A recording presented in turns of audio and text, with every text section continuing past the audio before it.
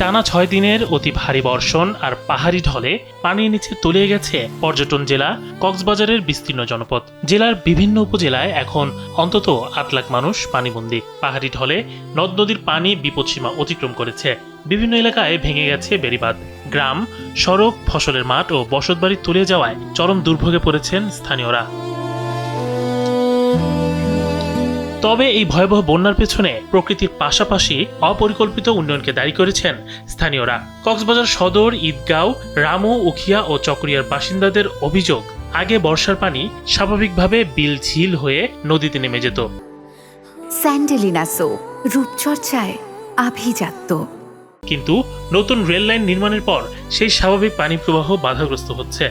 আগে হালিয়ালতি সরুলতি মানে গিয়ে দেরি পানি বাজিয়ে দে রাতে ভাত পানি একদম মানুষে খিয়া খাইবে যে খিয়া খাই না পারে দাঁড়ানো 75% বাড়ি ঘরে পানি ঢুকেছে। গতকাল থেকে প্রায় পানিবন্দী অবস্থায় মানুষ দিনপাত করতেছে।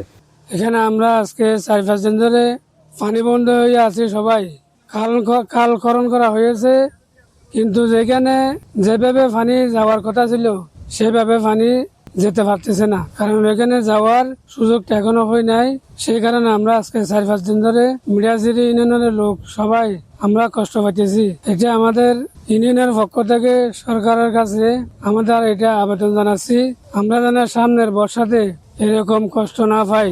বন্যা কবলিত এলাকাগুলো পরিদর্শন শেষে কক্সবাজারের জেলা প্রশাসক এম এ মান্নান জানিয়েছেন, বৃষ্টি অব্যাহত থাকায় জেলার দুর্যোগ পরিস্থিতি ক্রমেই অবনতি হচ্ছে। পরিস্থিতি মোকাবেলায় জেলার 640টি আশ্রয়কেন্দ্র খোলা রাখা হয়েছে।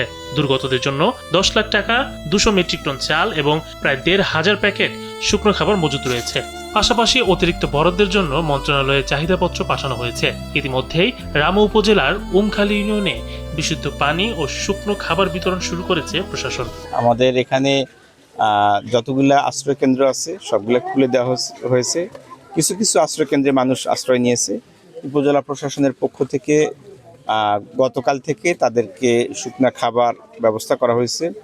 তাছাড়া বিশুদ্ধ পানীয় জলের ব্যবস্থা করা হয়েছে। এখানে আমাদের সিপিপির যারা স্বেচ্ছাসেবক ভাইরা আছেন সকলে মিলে আমরা কাজ করতেছি। সাধারণ মানুষ, জনপ্রতিনিধি, রাজনীতি নেতৃবৃন্দ সকলে এই যে বন্যা ফ্লাড এটা আমরা বলবো যে অতিরিক্ত বৃষ্টির কারণে এই পানিটা নেমে গেলেই আমরা আশা করি যে মানুষ বিপদমুক্ত হবে। এদিকে আবহাওয়া অফিস বলছে বৃষ্টি আরো কয়েকদিন চলতে পারে, যার ফলে বন্যা পরিস্থিতির আরো অবনতির আশঙ্কা রয়েছে।